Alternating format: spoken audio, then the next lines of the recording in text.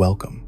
You have found your way here, which means something in you still hungers for truths that others would rather leave buried. This is the story of a revolution that never happened, a choice that unmade a kingdom, and a peace that proved more deadly than any war. We are diving into an alternate Skyrim, a world where Ulfric Stormcloak never killed High King Torygg, where the civil war died before it could ignite, where unity came not through victory, but through compromise. On the surface, this looks like the better timeline. No brothers killing brothers, no holds torn apart, no dragon crisis fought, while Skyrim bleeds itself dry. But look closer, and you will see the rot beneath the peace.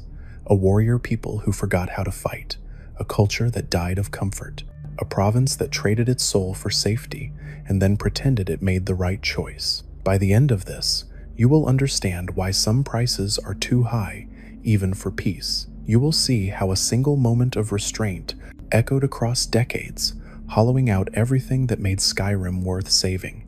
And you will ask yourself the question that haunts every Nord who lived through those years. If you had been Ulfric, standing in that throne room with the voice trembling in your throat, would you have stayed silent? And if you genuinely enjoy this kind of dark storytelling, consider subscribing and liking the channel, but only if it truly resonates with you. Now, let me tell you about the silence. I remember the silence. Not the silence that follows a shout that tears a king apart. Not the silence of a court frozen in horror as their high king falls. I remember the silence that came when Ulfric Stormcloak bit his tongue and swallowed his rage and let the moment pass. I was there in the Blue Palace when he asked for his audience with Torygg. We all expected fire. We all expected fury. The Bear of Markarth does not walk into solitude, bearing gifts and soft words. But that day, in the winter of 4E 201, Ulfric stood before High King Torygg, and he did not issue his challenge. He did not unleash the voice that the Greybeards had taught him. He made his case for independence with words alone, and when Torygg gave him promises instead of proclamations, Ulfric nodded. He bowed. He left. That was the day the Civil War died before it could be born. Sybil Stentor told me later, in confidence, that Torygg would have stood with Ulfric if the Jarl of Windhelm had only asked properly. The High King respected the bear. He admired him. Torygg was young and uncertain, and he saw in Ulfric everything a Nord was supposed to be. Strong, defiant, unbroken by the things that should have broken him. The White Gold Concordat had banned Talos worship, and Torygg knew that law burned like acid in the hearts of his people. He gave speeches praising the Empire in public, but in private, in the moments when Illisif was not watching, he questioned, he wondered. He feared that he was not strong enough to be what Skyrim needed. But Ulfric did not ask him to be strong. Ulfric asked him to declare independence, and Torygg promised to consider it. He promised to speak with the other Jarls. He promised to find a way. Ulfric could have pressed harder. He could have demanded action instead of accepting promises, but something stopped him. Perhaps he saw the same thing I saw. Torygg was not weak. He was careful. He was thinking about the food that came from Imperial lands. He was thinking about the Nords who served in the Legion. He was thinking about Tiber Septim's empire falling apart on his watch. Ulfric returned to Windhelm without his war. Do you know what happens to a man like Ulfric Stormcloak when you take away his purpose? He fought in the Great War. He was captured by the Thalmor and tortured until he broke. He was made to believe that information he gave up led to the fall of the Imperial city, though it had already fallen before he spoke. The Thalmor let him escape, and he carried that weight with him. He returned to Skyrim and tried to wash away his shame by liberating Markarth from the Forsworn. He used his voice to shout rebels from the walls. He drenched the streets in blood, and anyone who had not fought alongside him was put to death. Men, women, children. Ulfric stood in those streets, shouting that you were either with Skyrim or against her, and the Empire promised him free worship of Talos as his reward. Then, the Empire betrayed him. The Thalmor found out about the agreement, and the Empire arrested Ulfric to keep the peace. They threw him in a cell while his father died. The great Hogue Stormcloak passed into Sovngarde, and Ulfric was forced to smuggle a letter out of prison just to deliver his father's eulogy. When he was finally released, he returned to Windhelm as its Jarl, and he carried with him a rage that should have set Skyrim ablaze. But he never lit that fire. He sat on the throne of Ysgramor and let the anger eat him from the inside. I have seen Ulfric in the years since that day he left Solitude. I have walked through Windhelm. The Grey Quarter still stands as proof of his neglect. The Dunmer refugees beg for aid that never comes. The Argonians are forbidden from entering the city walls. Ulfric does not attend to these problems because he is too busy attending to his rage. He speaks often about independence. He gives speeches in the Palace of Kings about Skyrim's right to stand alone. His militia, the Stormcloaks, train and prepare for a war that never comes. Torygg made his promises, but he never kept them. Month after month, the High King spoke to the Jarls and found them divided. Some supported independence, others feared the consequences. Jarl Balgruf of Whiterun refused to choose sides, and without Whiterun, there could be no unified stand. Torygg kept telling Ulfric that he needed more time, just a little more time. The timing was not right. The Empire needed them. The Dominion was still a threat. Ulfric kept waiting. He kept seething. He kept dying inside. The Thalmor justiciars walked through Skyrim, arresting Talos worshippers, and Ulfric ground his teeth and did nothing. In Windhelm, people prayed to Talos openly because Ulfric's guards looked the other way, but it was a hollow victory. The worship was permitted because it was ignored, not because it was defended. There was no glory in it, no defiance, just quiet prayers in dark corners while the justiciars hunted elsewhere. Sybil told me once that history is made by the moments we choose to act, not the moments we choose to wait. Ulfric chose to wait, and in doing so, he became something worse than a rebel. He became bitter. He became irrelevant. The young warriors who might have followed him into battle looked at him and saw a man who had been tamed by time and compromise. They saw a hero who had sheathed his sword and forgotten how to draw it. What do you think really happened here?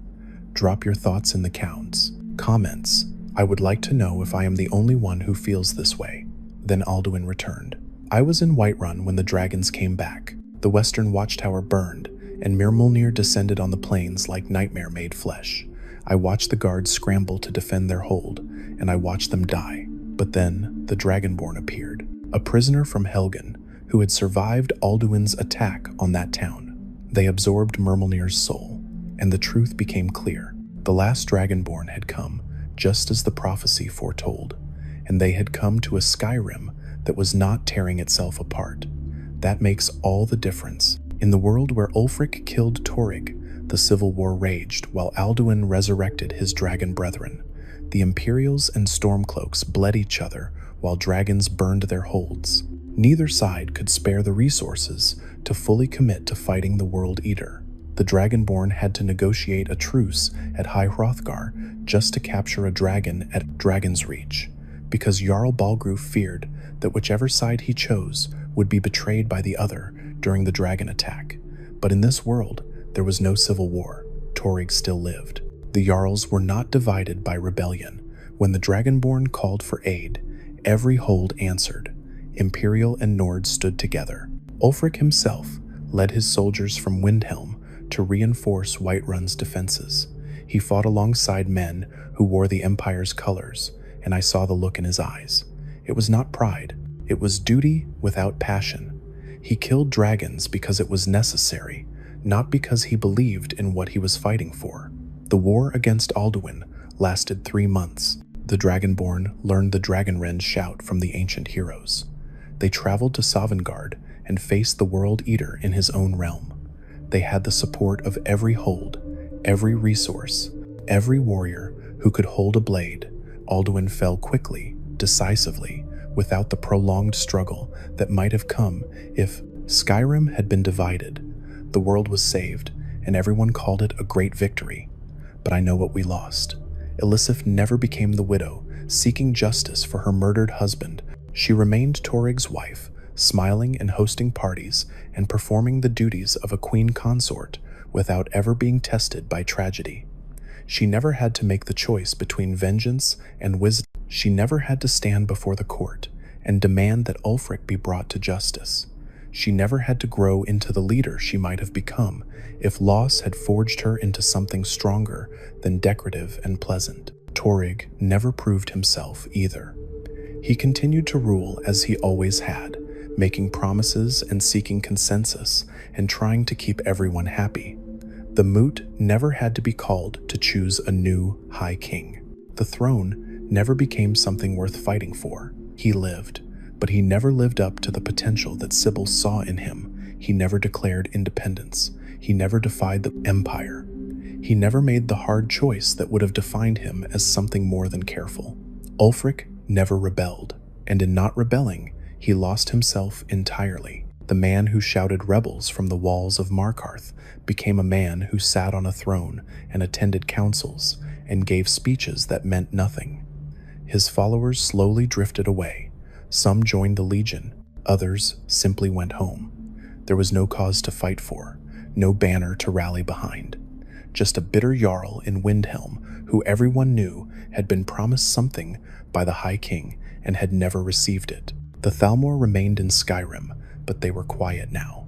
After Alduin's defeat, there were larger concerns than enforcing a religious ban that most Nords were ignoring anyway. The White Gold Concordat technically still outlawed Talos worship, but without the civil war to inflame the issue, it became one of those laws that exists on parchment, but not in practice. The justiciars who tried too hard to enforce it tended to disappear in Windhelm's alleys. Bodies were found in the Sea of Ghosts. The Thalmor learned to pick their battles, and they chose not to pick that one.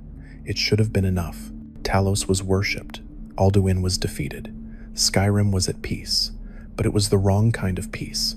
I have walked among the young Nords in the years since Alduin fell. I have seen them grow soft. They have never been tested by war.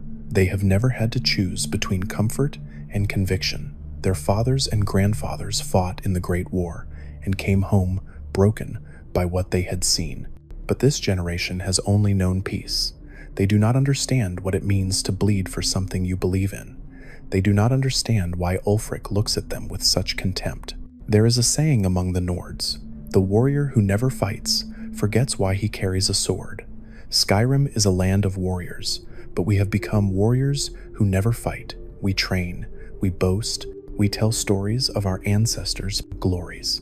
But when I look into the eyes of our young men and women, I do not see the fire that once defined us. The companions still fight. The College of Winterhold still studies the arcane. The Thieves' Guild still operates in Riften, and the Dark Brotherhood still takes contracts from the shadows. Life continues as it always has, but something essential has been lost. We won against Alduin without ever proving to ourselves that we could stand alone. We defeated the World Eater with the Empire's help, and in doing so, we confirmed what the White Gold Concordat had already made clear. We cannot survive without the Empire. We cannot stand on our own. Ulfric knows this. I see it in the way he walks through Windhelm now. He is a man haunted by the choice he did not make. Sometimes I wonder if he thinks about it. I wonder if he lies awake at night and asks himself what would have happened if he had issued that challenge. If he had used the voice on Torygg, if he had torn the High King apart in front of his court and forced Skyrim to choose, would we have bled more? Certainly. Would more people have died? Without question. But would we have proven something to ourselves that needed proving? I do not have the answer. Neither does anyone else. All I know is that I watched a king live when perhaps he should have died, and I watched a rebellion die when perhaps it should have lived, and I watched a province unite against a common enemy without ever facing the question of who they were when the enemy was themselves. In the years since, Torygg has grown older. Gray touches his temples now. He still sits on the throne. He still makes promises about independence that he never fulfills. The Jarls still gather at his summons and debate the future of Skyrim without ever taking action. Ulfric still attends these councils because he must, and I see the way the two of them look at each other. There is respect there, but it is poisoned by disappointment. Torygg sees in Ulfric the man who could have been a rebel leader, but chose to be reasonable. Ulfric sees in Torygg the king, who could have been great, but chose to be safe. Neither can forgive the other for the choices they made. And Skyrim continues, united and unbroken, and slowly dying of comfort. I need to tell you about the day I understood what we had truly lost. It was 5 years after Alduin's defeat. The Dragonborn had vanished into legend, as such heroes always do. Some said they went to Solstheim to face Miraak. Others claimed they joined the Dawn Guard or became a vampire lord. The stories multiplied and contradicted each other until the truth disappeared beneath layers of myth. It does not matter. What matters is that they left us behind, and we were forced to look at what remained. I was in Windhelm that winter. The city felt colder than usual, though perhaps that was just my perception. Ulfric had called a private meeting of the Jarls, who still harbored sympathies toward independence, not a rebellion, not a conspiracy, just a meeting. That is what we had become, men and women who held meetings instead of raising banners. Jarl Skald of Dawnstar attended. Jarl Career of Winterhold came as well, though his hold was barely more than a village clinging to ruins.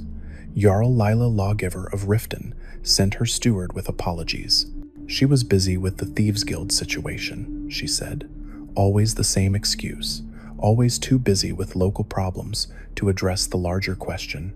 Ulfric stood before us in the Palace of Kings and spoke about independence the way other men speak about the weather. His words had no weight anymore. He talked about the Concordat. He talked about Talos. He talked about Nordic pride and Imperial weakness and all the things he had been talking about for years, but there was no fire in his voice. He was going through motions that had become ritual, meaningless ceremony performed because he did not know what else to do. Skald, the elder, listened with the respect due to the Jarl of Windhelm, but I saw the way his eyes wandered to the window. Career barely paid attention at all. He was thinking about his hold, about the college that had destroyed his city, about problems that actually affected his daily life. These were not men prepared to die for a cause. They were administrators, managers of holds, who had never been asked to be anything more. When Ulfric finished speaking, Skald asked the question that everyone was thinking, but no one wanted to voice. What would you have us do, Jarl Ulfric? March on Solitude? Demand that Torygg declare independence after all these years?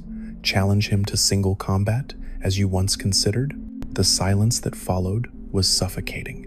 Ulfric looked at Skald, and for just a moment, I saw the man he used to be, the warrior who had broken the Forsworn, the prisoner who had survived Thalmor torture, the son who had delivered his father's eulogy from a cell. All of that history flickered in his eyes, like dying embers. Then it was gone. No, Ulfric said quietly.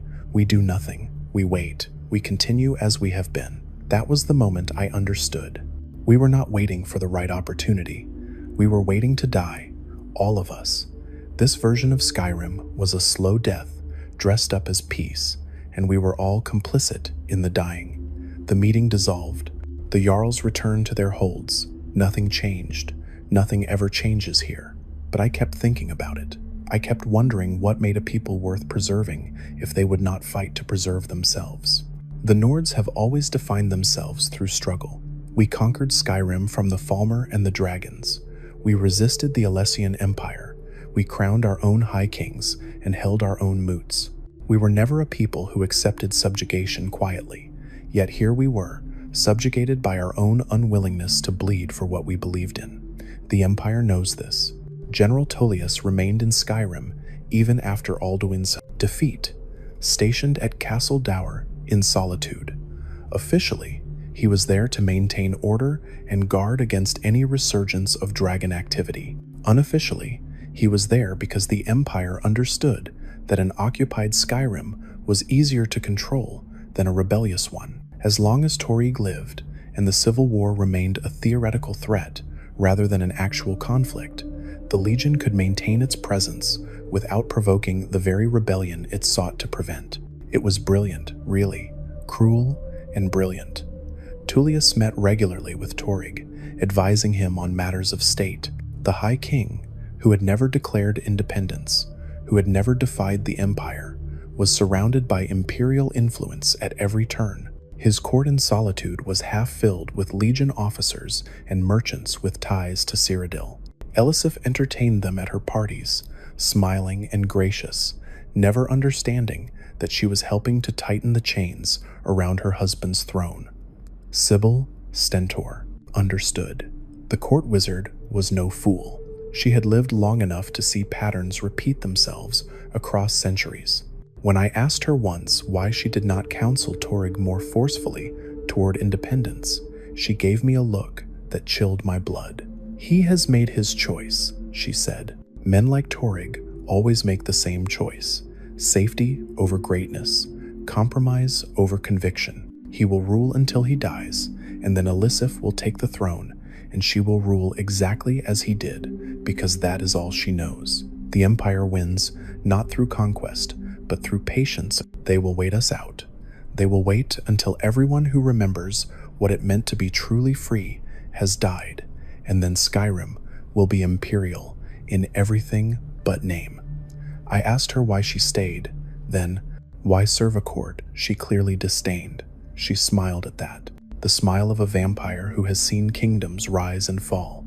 "Because someone needs to remember," she said. "Someone needs to bear witness to what we have been." If you have ever wondered what choice you would make in a situation like this, tell me in the comments. I will be reading them. The Thalmor, for their part, were satisfied with the arrangement. I obtained documents from one of their dead agents. Do not ask me how. Some secrets must remain secret. But the documents confirmed what many of us suspected. The Thalmor had classified Ulfric as a dormant asset after the Markarth incident. They had manipulated him during the Great War, broken him during his captivity, and let him go believing he had betrayed his own people. They knew he would cause chaos when he returned to Skyrim, and they were right, but they had not anticipated that Ulfric would fail to kill Torygg. The dossier I read described the situation with clinical detachment. The Thalmor benefited most from a prolonged civil war in Skyrim, a war that bled both the Stormcloaks and the Imperial Legion, weakening both sides without allowing either to achieve victory.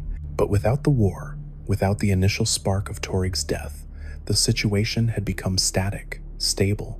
The Thalmor could still enforce the Concordat through their justiciars, but they lacked the chaos they needed to truly destabilize the Empire's hold on the province. One document in particular haunted me.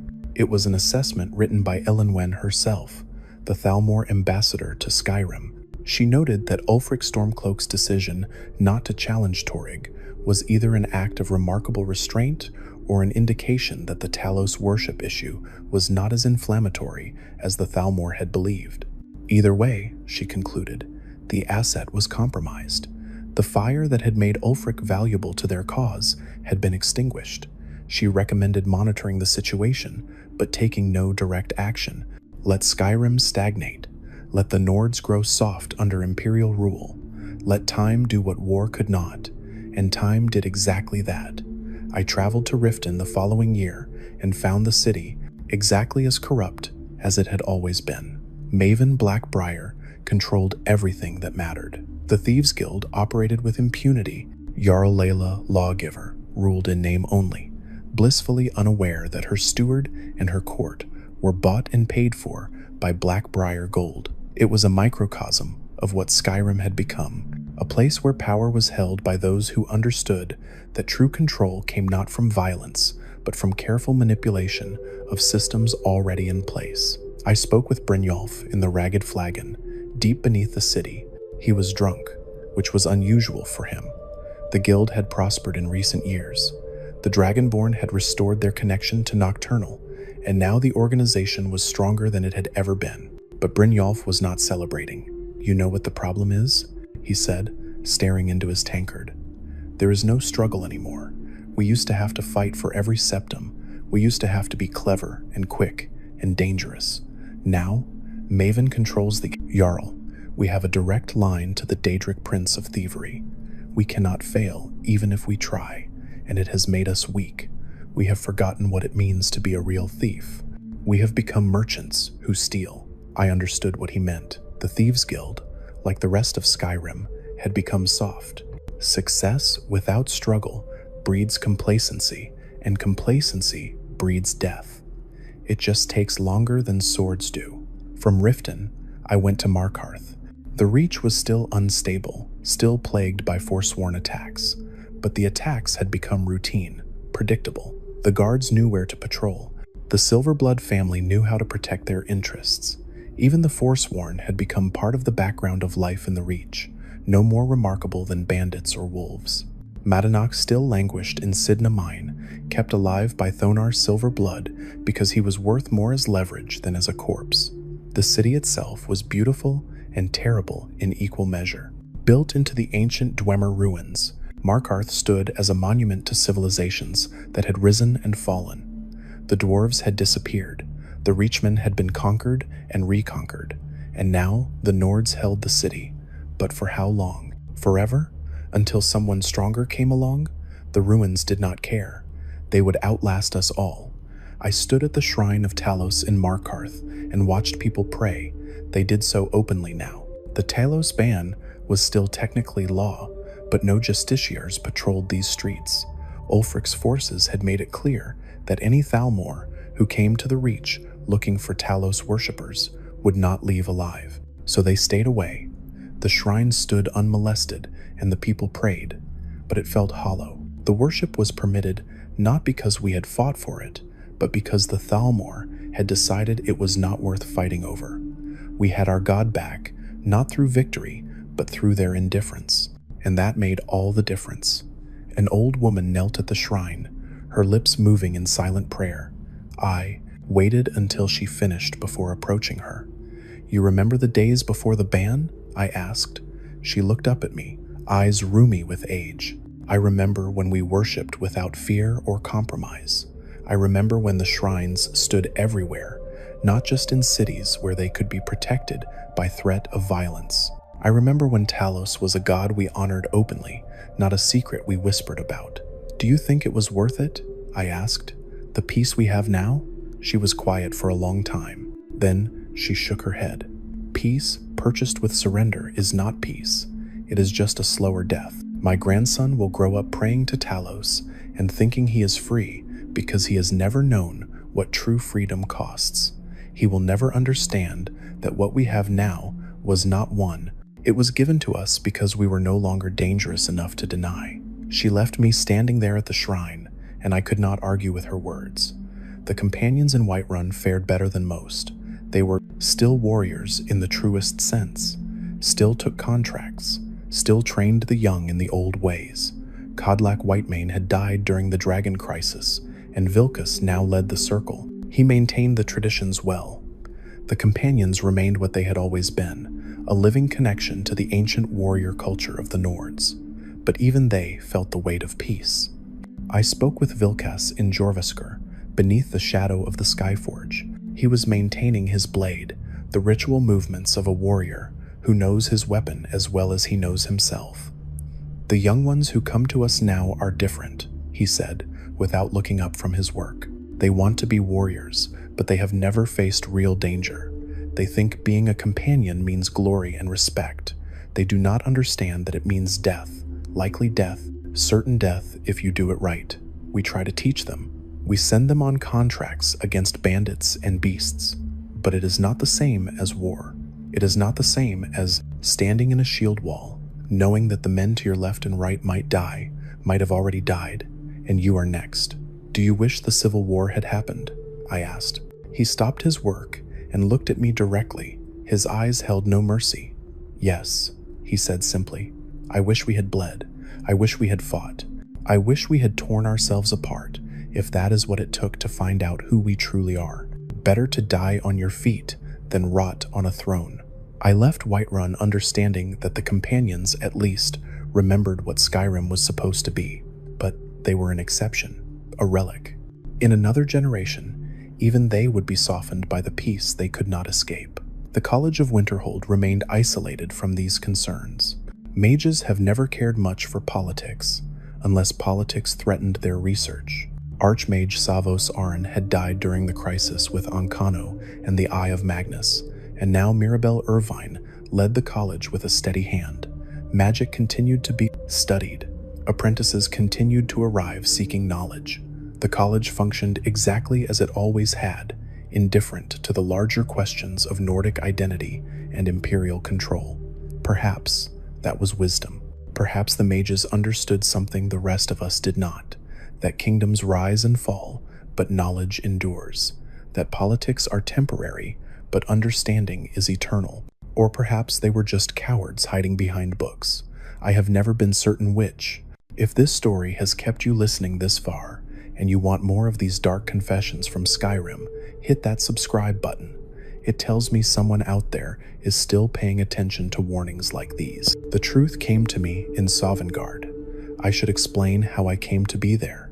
It is not a journey one undertakes lightly, and the path I took was not the path the Dragonborn walked. There are other ways into the realm of the honored dead, darker ways, ways that require sacrifices. I will not detail here because some knowledge should die with the one who possesses it.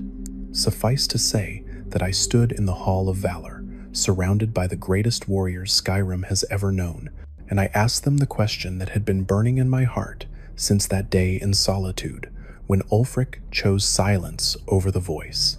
Did we make the right choice? The ancient heroes looked at me with expressions I could not read. Gormlaith Goldenhilt, who had fought Alduin in the Dragon War, stepped forward first. She was exactly as the legends described her, fierce, unyielding, a woman who had died fighting the World Eater and counted it as glory. "You ask the wrong question," she said. "Right and wrong are words for priests and philosophers. Warriors ask only whether they acted with courage or cowardice, whether they faced their fate or fled from it. Your Ulfric Stormcloak fled from his fate, and in doing so, he denied Skyrim the trial that would have defined her." Hakon One-Eye, who stood beside her, grunted in agreement. A people untested by struggle are not a people. They are cattle, content and docile, and waiting to be slaughtered when something truly dangerous arrives. You defeated Alduin with our help, but you did not defeat him with your own blood. You did not sacrifice what needed to be sacrificed. Feldir the Old, the wisest of the three, was gentler in his assessment. The price of peace is always higher than the price of war. War takes lives. Peace takes souls. Your Skyrim has kept its people alive, but it has lost something essential. The fire that makes a Nord willing to stand alone against the darkness. That fire must be fed with sacrifice, or it dies. Yours is dying. I asked them if there was any way to reignite it, any path forward that did not require destroying what we had built. Felder shook his head slowly. Fire cannot be created from nothing. It requires fuel. In your world, Ulfric was the fuel. His rage, his pain, his refusal to submit. But he never burned. He never let himself become the spark. And now it is too late. The moment has passed. The opportunity is gone. What remains is a Skyrim that will slowly fade into Imperial history, barely remembered as anything more than a cold province that once produced great warriors, but produces them no longer. I tried to speak with Torygg while I was there. I wanted to hear from the man himself what he thought of his choice to live. I wanted to know if he regretted accepting Ulfric's audience instead of forcing the confrontation that everyone had expected. But Torygg was different in Sovngarde than he had been in life. Death had given him the clarity that living had denied him. He stood among the other honored dead, but there was a distance to him, a separation. He had faced Ulfric's challenge with honor in the world that was, and Ulfric had torn him apart with the voice. In death, Torygg understood what he had been in life. Young, uncertain, well-meaning but weak when strength was required. He looked at me with eyes that held knowledge he could never carry back to the living. I would have stood with Ulfric, he told me, if he had asked me properly, if he had given me time, but he never gave me time. He killed me instead, and in killing me, he gave Skyrim a martyr, a reason to choose sides, a wound that could not be ignored. In your world, I lived, and in living, I denied Skyrim that wound. I denied them the choice. I thought I was being wise. I thought compromise was strength, but I was wrong. Some choices cannot be delayed. Some wounds must be opened so that they can heal properly. I asked him what he would tell his living self if he could. Torygg smiled sadly. I would tell him to accept Ulfric's challenge, to face him in single combat, even knowing he would lose, to die well rather than live as a king who was never quite king enough. But I cannot tell him. That is not how this works. The living must make their own mistakes and live with the consequences. The weight of those words followed me back to Mundus, back to the Skyrim I knew, the Skyrim that had chosen safety over sacrifice. I am older now. 20 years have passed since Alduin fell. Torygg still rules, though his health is failing. The gray at his temples has spread to white. His hands shake when he signs documents. Elisif tends to him with the devotion of a wife who has never known anything but devotion. She will make a fine high queen when he dies. She will rule exactly as he did. She will make the same compromises, seek the same consensus, avoid the same conflicts, and Skyrim will continue its slow death. Ulfric rarely leaves Windhelm now. He is not old, not yet, but he carries himself like a man who has already died and is simply waiting for his body to catch up. His steward Jorleif handles most of the daily business of running Eastmarch. Ulfric sits on his throne and stares at nothing and remembers the choice he did not make. Sometimes visitors come to petition him, and he responds with the bare minimum required of a Jarl, but there is no passion in him anymore, no fire. He is a cold ember in a cold city, and both are slowly freezing. I spoke with him one last time before I began writing this testimony. I went to Windhelm in the dead of winter, when the snow falls so thick that you cannot see the walls from the gate. I climbed the steps to the Palace of Kings and requested an audience. Jorleif tried to turn me away, but I invoked old debts, old connections. Eventually, I was granted entry. Ulfric received me alone. No guards, no witnesses. Just the two of us in the great hall where once the Stormcloaks had gathered to plan a rebellion that never came.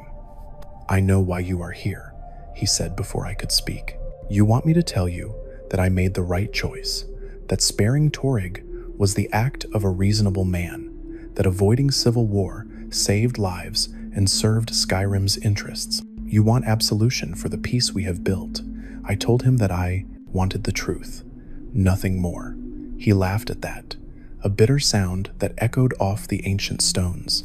The truth, he said, the truth is that I was afraid, not of Torygg, not of death. I was afraid that if I killed him, if I started the war, it would all be for nothing, that we would bleed ourselves white and the Empire would still win, that the Thalmor would still dictate our faith, that everything I had suffered, everything I had endured, would amount to nothing more than dead Nords in frozen fields. So I told myself it was wisdom to wait, to give Torygg a chance, to avoid unnecessary bloodshed. But it was not wisdom. It was cowardice dressed up in reasonable words. He stood from his throne and walked to the window, looking out over his city, the city his father had ruled before him, the city that would pass to whatever heir he named, though he had no children and no prospect of any. I should have killed him, Ulfric said quietly. I should have used the voice. I should have shouted Torygg to pieces in front of his court and forced Skyrim to choose. Some would have followed me. Many would have opposed me. We would have bled. We would have died. But we would have proven something. We would have shown that Nords still know how to fight for what they believe in. Instead, I proved only that we know how to talk, to debate, to wait until the moment passes, and then wonder why nothing ever changes. I asked him if he would do it differently if given the chance. Every day, he said. Every single day, I wake up and wish I could go back to that moment in the Blue Palace. I would not change a word of what I said to Torygg, but I would end it with a challenge. I would give him the choice to accept or refuse, and when he accepted, because he was too young and too proud to refuse, I would kill him, quickly, honorably, the way a Nord should die. And then, I would fight the war that needed to be fought, win or lose, because the fighting matters more than the winning. The struggle defines us. Without it, we are nothing. He turned from the window to look at me directly. You are writing this down, he said. It was not a question. You are recording this testimony for posterity, So let me give you something to write. Tell them that Ulfric Stormcloak's greatest failure was not that he challenged the High King. It was that he did not challenge him.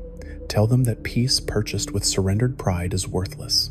Tell them that a warrior people who will not fight are not warriors anymore, no matter what they call themselves. Tell them that Skyrim is dying, has been dying for 20 years, and will continue to die until there is nothing left but a name on Imperial maps and memories in history books. He returned to his throne and waved me away. I have not seen him since. I do not expect to. Men like Ulfric do not live long once they understand the full weight of their failures. The body endures, but the spirit is already in Sovngarde, standing before shore and soon, and trying to explain why they are worthy of entry when they never truly fought. The Dragonborn could have changed this if they had stayed in Skyrim, if they had taken a side, if they had become the unifying figure that could have given this province purpose beyond simple survival. But they left. They always leave. Heroes do not remain to do the boring work of governance and compromise. They defeat the great evil and then vanish, and the rest of us are left to clean up the mess and wonder what we are supposed to do with a peace we never asked for and do not know how to maintain. I have traveled across all 9 holds. I have spoken to jarls and peasants, warriors and merchants, mages and priests. I have listened to their hopes and their fears. And I can tell you with certainty that Skyrim is not the same province it was before the Civil War died. We have become comfortable. We have become content. We have forgotten that the reason our ancestors were great was not because they were strong, but because they were willing to risk everything for what they believed in. The younger generation does not understand this. They look at the older warriors and see angry men clinging to traditions that no longer serve any purpose.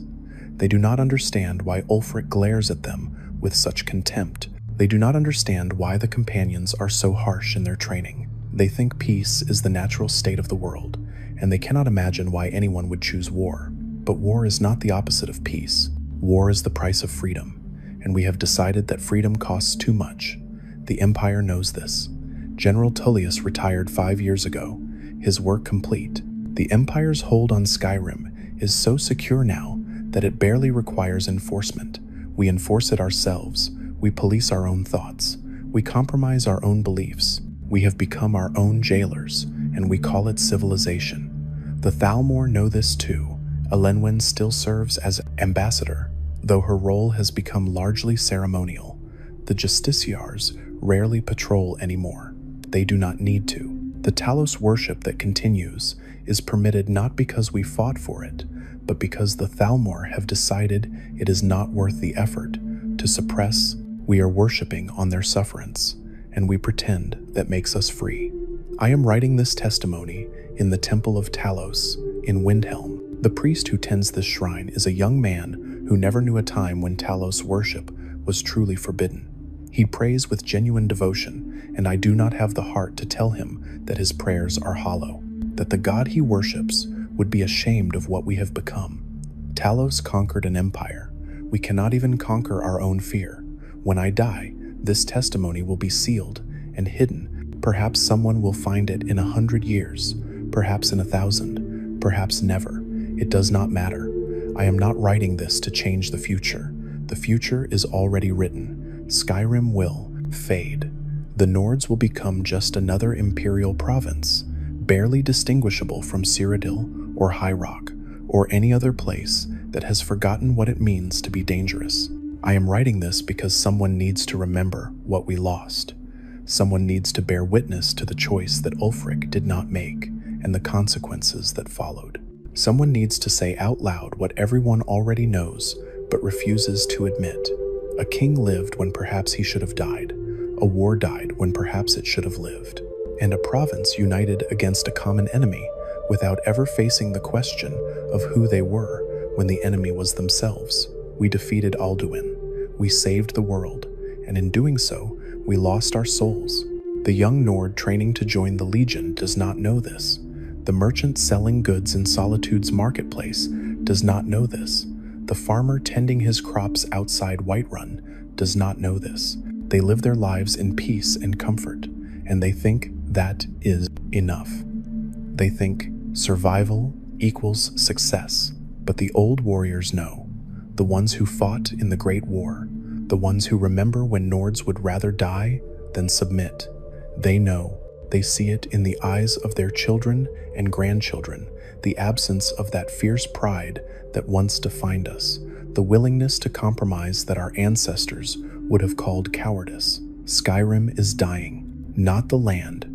The land will endure long after we are gone. The mountains will stand, the snow will fall, the forests will grow, but the spirit of Skyrim, the thing that made this place worth fighting for, is dying, has been dying since the day Ulfric swallowed his rage and Torygg made his promises, and we all chose the easier path. I do not know how to save it. I do not know if it can be saved. All I know is that I was there. I watched it happen. I saw the moment when everything could have changed, and I saw the choice that was made instead. And I am writing it down so that when future generations ask what happened to the Nords, when they wonder why Skyrim became just another forgotten province in the Empire's history, someone will be able to tell them. We chose peace over purpose, comfort over conviction, safety over sacrifice, and the choice destroyed us more thoroughly than any war ever could have. This is my testimony. This is my warning. This is my confession.